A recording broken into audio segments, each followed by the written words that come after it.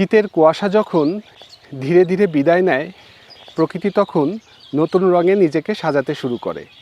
আর সেই সাজের সবচেয়ে উজ্জ্বল অলংকার এই শিমুল ফুল।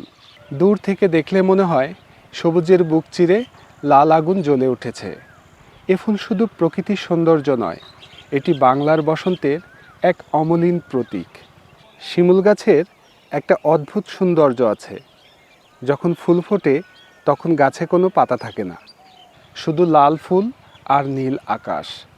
মনে হয় প্রকৃতি যেন নিজের সমস্ত সাজসজ্জা খুলে রেখে শুধু রঙের মাধ্যমে সৌন্দর্য প্রকাশ করছে।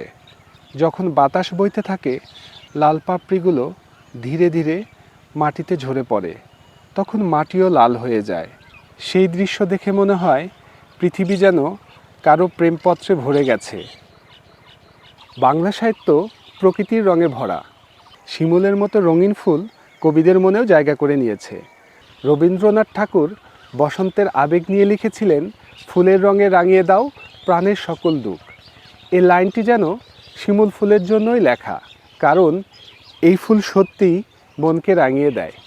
দেখুন, পাখিদের মনেও আজ কি উচ্ছ্বাস। শিমুল যেন তাদের জন্য এক উৎসবের মঞ্চ। এখানে তারা শুধু বসে না, খেলে, ঝগড়া করে, আবার মিলেও যায়। পাখিদের এই উচ্ছ্বাস দেখে মনে হয় প্রকৃতি কখনো একা নয়। একটি ফুল ফুটলে শুধু মানুষ নয়, পাখিরাও আনন্দ করে। গ্রামের মানুষ শিমুলকে শুধু ফুল হিসেবে দেখে না, এটি তাদের শৈশবের স্মৃতি।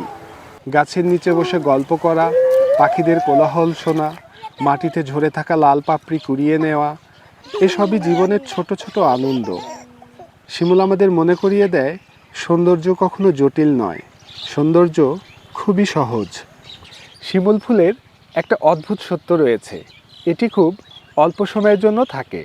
কয়েকদিন ফুটে থেকেই ঝরে যায়, কিন্তু সেই অল্প সময়েই পৃথিবীকে রাঙিয়ে দেয়। মানুষের জীবনও কি তাই নয়?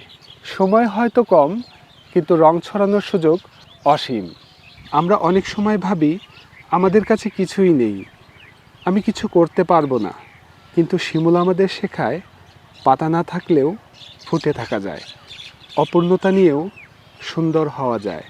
যখন পরের বার কোনো শিমুল গাছ দেখবেন, একটু থামুন, দেখবেন লাল ফুলগুলো নীরবে আপনাকে কিছু বলছে।